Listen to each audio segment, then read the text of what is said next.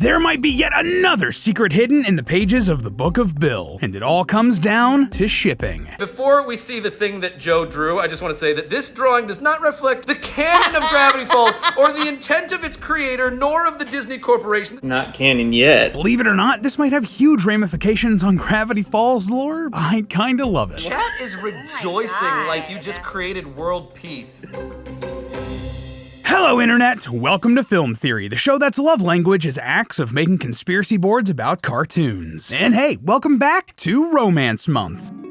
Yeah, in honor of Valentine's Day, I wanted to do an entire month of theories all about the season of love. Are some of them admittedly a bit of a stretch to fit into that theme? Maybe. You'll just have to subscribe to find out. Last week we figured out who was the evilest ex in Scott Pilgrim vs. the World, and this week I wanted to revisit the universe of Gravity Falls and the Book of Bill. At this point, Gravity Falls needs a little introduction. This Disney series created by Alex Hirsch is a certified theorist classic, and the fandom was absolutely revitalized last year when they released the Book of Bill, a semi-autobiography written by the franchise's main villain, two-dimensional demon, Bill Cipher. And just before we move forward, as always, shoutouts to the incredible community over on the Gravity Falls subreddit and Discord who came together to help decode all of the puzzles in this book. Seriously, go check out those communities if you want to be amongst the first to solve any new puzzle. But okay, how are we possibly going to talk about this in Romance Month? Well, see, in our first Book of Bill theory, we speculated that one of the characters speaking to us in code throughout its pages was a character named Jesselbrom the Unswerving, also known as the Oracle. This is a character that first appeared in Journal 3 and only kinda sorta cameos in the Book of Bill if you squint a little bit. We've also connected some dots and speculated that Jessie here may have also been Bill's ex-girlfriend, but there were some within the community that disagreed with that interpretation. While everyone is on the same page that Bill clearly has an ex, it's made pretty obvious in the book, others believe that Bill didn't have an ex-girlfriend, but instead an ex-boyfriend, a character we know all too well, Stanford Pines. Your math is no match for my gun, you idiot! So, first of all, this is great. Though I picked up on the bickering ex energy that Bill and Ford were giving off, an actual, literal romantic relationship was a possibility and perspective I didn't really consider when I was first diving into the Book of Bill. To me, it seems like something that Disney would be a bit too cowardly to actually explore. Regardless, I want to thank you guys for opening my eyes to the possibility. Plus, I think it's great that there are multiple solutions out there for these sorts of puzzles, and there's absolutely a place for competing ideas in these sorts of spaces. After all, everything we do is just a theory, and there can be multiple solutions to unanswered questions. And I gotta say, after sitting down and looking at the evidence, there's a ton of it for both Jessie and Ford being the ex-lover referenced in the book. So today, I wanted to really put our all-seeing pyramid eyes up to a microscope and examine both of these answers to see which one holds up better, if either of them do. Yep, that's right, friends, today we are finally doing another Morty.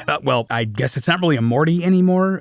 What did Tom call these over on Game Theory? Oh yeah, here's my absolute trash take on this really cool idea from the community. Here's, let me scribble that out and replace that with theorist, and voila, brand synergy. Leave your theories in the comments or subreddit. I'll pick my favorite in the next episode of Trash. To kick things off, I think it's worth going back over our original interpretation and adding some additional evidence for it. In case you need a catch up, in our Book of Bill videos, I proposed that Bill Cipher's ex-lover was Jesselbrom the Unswerving. But who exactly is this mysterious oracle, and what was leading us to that conclusion? Well, for starters, the Book of Bill heavily implies that Bill is hiding a past relationship from us, the readers, throughout its pages. In the My Exes section of the book, he crosses out the first few lines of text, insisting that his former relationships aren't relevant or even existent. Yeah, sure, buddy, I do think the triangle doth protest too much. It's clear that this is just another instance in a long line of Bill avoiding and confronting some difficult emotions. Now, the identity of this ex Bill clearly has is left up to interpretation. It could be Ford, it could be Jessie, it could be the howling void that he had a situationship with in a one-time coffee date, even if a barcode in the love section of this book reads, "I miss the void when scanned." Yeah, I miss the void too, buddy, even if I stare into it every day. So why did I think it was referring to Jessie? Well, a few reasons. Big one, basically two of the only places in the entire book book that Bill tries to scribble over information and make you as a reader move on are the sections involving his exes and the page revealing Jesse as one of the henchmaniacs. Yeah, in the section of the Book of Bill where we're introduced to Bill's friends and villainous crew of goons called the henchmaniacs, one of them is curiously scribbled over with red ink. While it's difficult to make out, if you look closely, you can see that this picture is clearly supposed to be Jesselbrom, and her name, Jessie, is clearly short for that full name. It really stuck out to me that Bill had basically the same reaction, telling us that both his ex and Jessie were unimportant or not relevant when basically nothing else in the book is. But the real relationship we should be looking at is the one between you and your internet connection, because you should absolutely be using the sponsor for today's theory, NordVPN. Listen, at this point, you know what a VPN is, but you might not know all of the awesome stuff it can do to make your life better. A big thing for me? Well, I have to watch a ton of content for my job here at Film Theory, and sometimes it's annoying to try to track down what streamer has what content. But with NordVPN, I can trick my internet connection into thinking it's coming from somewhere else and get access to what that country has to offer. For example, did you know that a ton of Hulu's content is available on Disney Plus at no additional cost in Canada? Here in the States, I'd have to pay for a whole other subscription, but with Nord, just click on a server located in Toronto and bam! I can watch Futurama on Disney Plus to my heart's content. Maybe we should do a theory about Futurama someday. Using this, you can access all of the content libraries from all the different streaming services from all over the world, and even the high seas, all without leaving the comfort of your own home. And on an even more important note, as the world becomes more and more insulated, and as various countries, states, or territories are banning apps, cutting off websites, and censoring content, you can use Nord to access that content as if you were in a part of the world without those bans. You can keep your internet free and open, all thanks to Nord. So if you want to start watching anywhere in the world, go to nordvpn.com/filmtheory to get a huge discount on a 2-year plan plus 4 bonus months for free. And it's all risk-free with Nord's 30-day money-back guarantee. Once again, that's nordvpn.com/filmtheory, or just click the link in the description. Thanks again to NordVPN, and let's jump back into the Book of Bill. But on top of that, Jesse also has a lot of knowledge about Bill, more than most people in this universe probably could or should. Jesselbrom the Unswerving, aka the Oracle, first appeared in Journal 3, another real-life canon publication that Disney put out about Gravity Falls. During Ford's travels, he came across Jesse in Dimension 52, where she nursed him back to health after he was attacked by razor-sharp shapes in the 2D dimension. While she only had 2 pages in the journal, Jesselbrom's impact on the Gravity Falls lore was huge. We're told that, quote, she had some stunning insight about Bill, end quote, and intimately knew his history, how he killed his family and destroyed his home dimension. She also knew his weaknesses, and Jesse is also responsible for putting the metal plate in Ford's head that prevents Bill from re-entering his mind. She basically gave Ford the key to defeating Bill. So that then begs the question, how does she know so much about Bill? Well, one explanation could be that all of her insight comes from her clairvoyant powers. I mean, you don't get a title like Oracle for nothing. If you don't know, an Oracle is someone who is able to speak prophecy. They can see the future, more or less. This traces its roots back to the oracles of Delphi, ancient Greek priestesses who were thought to channel the foresight of the god Apollo for visitors who made the difficult climb up Mount Parnassus. This connection between the ancient Greek myth and Jesselbrom is furthered by her home Dimension 52 being depicted as a temple atop a mountain, just like the oracles of Delphi. But as we learn in the Book of Bill, Jesse's stunning insight into Bill isn't just the result of her clairvoyance. No, she has first-hand experience of the triangular menace. Remember how we just talked about Jesse originally being part of the Henchmaniacs crew? Well, while her entry is noted as unimportant, her hidden blurb hints that this couldn't be further from the truth. She was very important to Bill's crew. It's hard to make out exactly, but Reddit user Blackberry Lulu did a pretty good job translating it as, the smartest one, figured out horizontal dimensional portals. Who needs her? Too many eyes anyway. Yeah, don't need her or her portals. Sure thing, bud. Don't know about you, but to me, that does sound pretty spiteful ex-adjacent. Angry ex-friend at the very least. And since they parted ways, Jesse has been doing so much work against Bill. We've already talked about how she nursed Ford back to health and gave him the power to resist Bill's abilities, but that's only scratching the surface. On the shaman page of the Book of Bill, there's a hidden code that translates to, which henchmaniac ratted me out? Well, Jesse used to be a henchmaniac, and given that this is on a page about Modoc the Wise, the first human Bill tried to sucker into building a portal for him, seems like she might have helped him out here too in the same way she helped Ford, and the same way she gave us the coordinates to Reality 34 where Bill has no powers. We talked about that in a previous theory. Whether you believe that this was a romantic relationship or not, clearly Jesse hit a sore spot beneath Bill's bricks. Even if they weren't entangled, so to speak, I would be confident saying that she was likely one of his favorite henchmaniacs, if not the favorite. Her defining trait as the smartest one would be very attractive to Bill. Time and time again, Bill has sought out history's greatest minds, not just because they could aid him in building the portals, but because they could understand him on an intellectual level. Remember, Bill's backstory is one of an outcast mutant, someone who could see beyond his reality, and before he became the villain we know and love to hate, he just wanted his family to understand him and his worldview. Before he murdered them all, of course. So much of Bill's core motivation comes from that loneliness and seeking others who could see from his perspective. To me, the hyper-intelligent Jesse is a clear candidate for the most important person in Bill's life during his quote-unquote glory days. And again, why a romantic connection there made so much sense to me. But perhaps I'm reading into a toxic partnership that was never a toxic romance, because as we said at the top of the episode, a lot of theorists have pointed out that there's a bunch of evidence showing that Ford Pines is actually Bill's big ex. So what is that evidence? Well, to start out, before meeting Bill, Ford was extremely lonely. He was unable to connect with people, partially because he lacked people skills and partially because his intellect alienated him from others. But after meeting Bill, Ford's journal entries light up with excitement. There's a marked shift in his worldview. He writes that meeting this extra-dimensional deity of knowledge was the greatest day of his life, and the two seem to hit it off immediately. Ford is in awe of Bill's wit, intelligence, and humor. Early on, he can't help but repeat "what a guy" while complimenting his new pal, though this is scribbled out by the time we read the journal entries. Likewise, Bill repeatedly compliments Ford's talents and smarts, and the two often find themselves thinking the same thing. At one point, Bill even says, "I'm starting to like you, Sixer," and Ford responds, "I'm starting to like you, Bill." Now, it's difficult to say whether Bill is being sincere here or just manipulating Ford, but I think both of these guys did feel somewhat relieved to find someone to connect with on a meaningful level after being alone for so long. In the love section, Bill describes human beings as a lonely species and views them as weak for wanting to form relationships. But I believe this is just more proof that he's insulting a feeling that he's unwilling to admit that he also experiences. I mean, just look back at the series. Though he doesn't explicitly say it, Bill has clearly been lonely in his life, in his home dimension. But I wasn't always this way. Imagine living in the second dimension.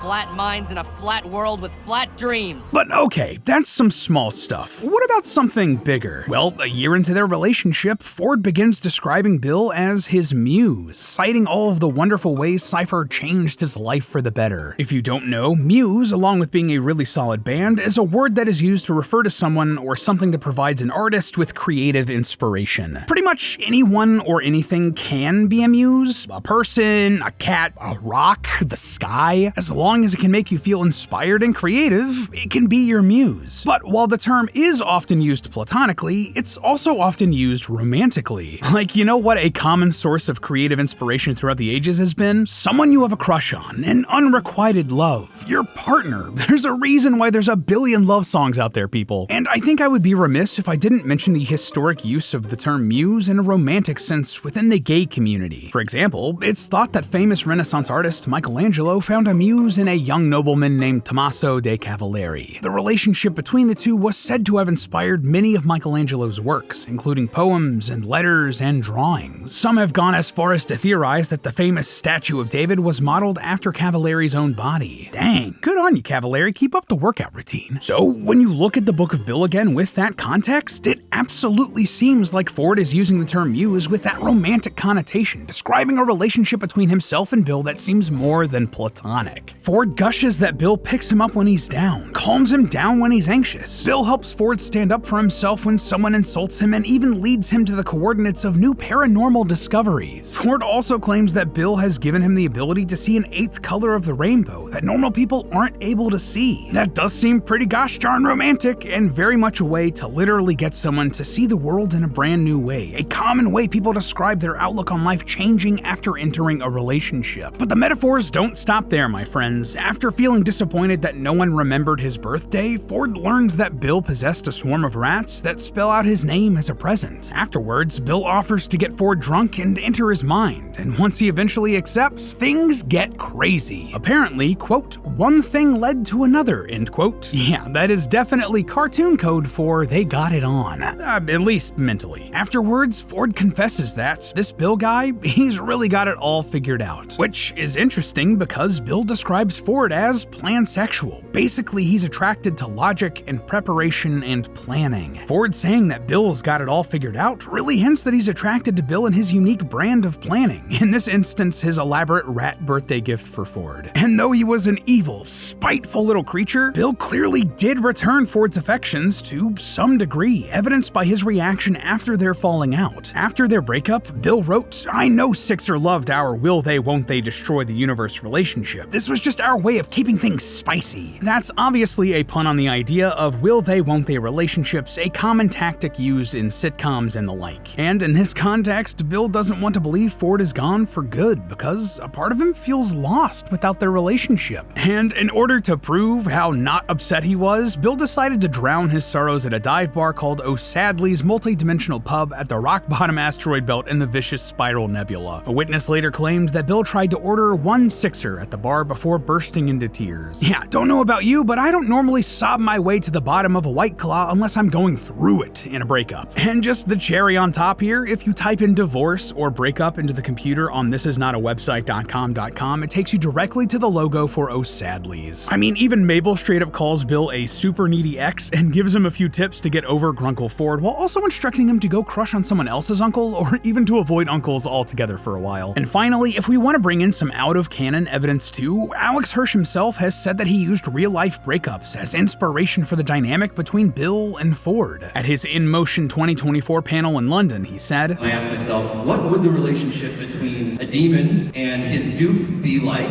I thought it would be tumultuous and it might remind me of the worst relationships. If you're looking for a really, really messy relationship, rather than typing demon, maybe type breakup and see what you see online. Basically, he's saying that people often speak worse about their exes sometimes than they would literal, actual demons, and he used that as inspiration for how he thought Bill and Ford would treat each other. And I mean, this does pretty much check out in the show. Though they were kind of long distance before the show, just look at how Bill treats Ford when they actually see each other IRL in Weirdmageddon. Good old Six Fingers.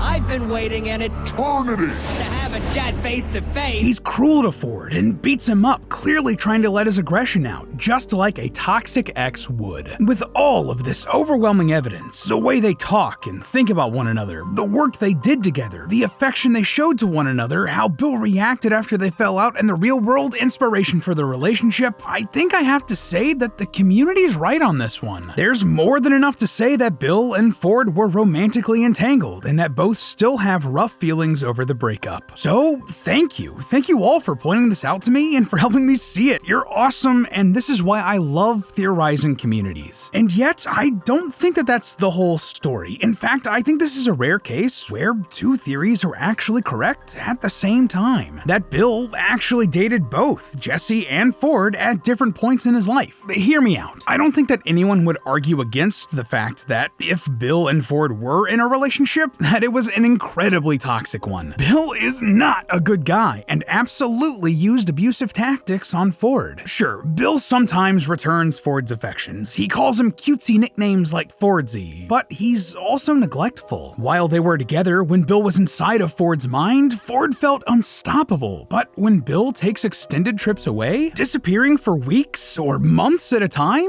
Ford starts to question himself and his worth. Bill refuses to return, even when Ford clearly needs help, and Bill knows that. Bill calls Ford his property, taking control of his body without permission and physically abusing him. He threatens to go find another partner if Ford doesn't do what he wants, and guilt trips him for trying to form close relationships with other people like McGucket instead of focusing on building a portal for Bill. Looking at it through that lens, all of the ego-stroking compliments Bill delivered at the beginning of their relationship looks a lot like love bombing or manipulation. But here's the thing. According to Gretchen Shaw, Associate Director of the National Coalition Against Domestic Violence, if abusers don't seek counseling or work on themselves to change, they most likely never will. So, Bill, unless he really tries, he's going to continue to be abusive in his relationships, and more than likely was abusive in his previous relationships, like, say, maybe his first relationship. Though it isn't the same for everyone, some people don't feel romantic love for their entire lives, it's statistically common that a person will first fall in love during their late teens and early 20s. That makes sense. adolescence. This is a period in a person's life where they're finding independence for the first time outside of their family units. For Bill, this was probably right after he destroyed the second dimension and when he recruited the henchmaniacs. And according to Catherine Loveday, professor of neuropsychology at the University of Westminster, first loves are important experiences because they impact a person's development. How you come to intimately trust someone outside of your immediate circle for the first time can change how you form those relationships for the rest of your life. So, to me, while Ford makes sense as Bill's most recent relationship, it makes sense to me that Jesse fits into the role of Bill's first love.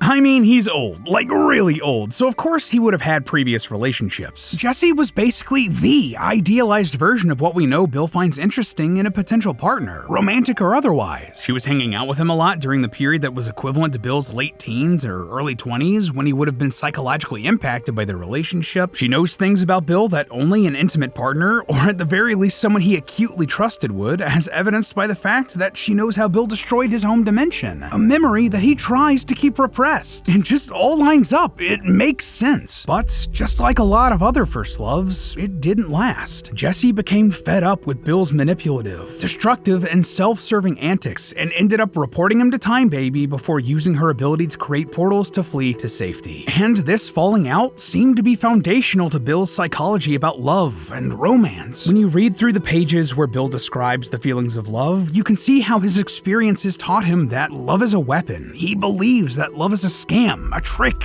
an industry, a way to brainwash people. Love is a sales pitch, you are the product and your crush is the customer. It's up to you to do whatever it takes using any means necessary to get them to invest. Most importantly though, Bill says that fear and love are right next to each other in the brain, and notes that most humans can't even tell the difference. He even recommends faking vulnerability to attract a partner. That's why he uses a combination of affection and fear to manipulate his marks. He confuses their hearts and forces them to bend to his whims. And doesn't that sound exactly like what he was doing to Ford? So think about it. If Jesse was Bill's first love, and that relationship was anything like what we see with Bill and Ford, then it would explain why Jesse is so hell-bent on stopping Bill even thousands of years after they split ways. Just as Bill was Ford's abuser, he was almost certainly Jesse's too. And honestly, if both of these theories are right, if they can coexist, it makes for a much more multi-layered story. It gives so much more color and history and depth, ironically enough, to Bill, Jesse, and Ford. But hey, that's just a theory. A film theory! And cut! Up next on Film Theory. So you thought putting 27 movies in a timeline was hard? You ain't seen nothing yet. Today we're putting more than 60 films into one cohesive timeline, creating the Disney theory to end them all.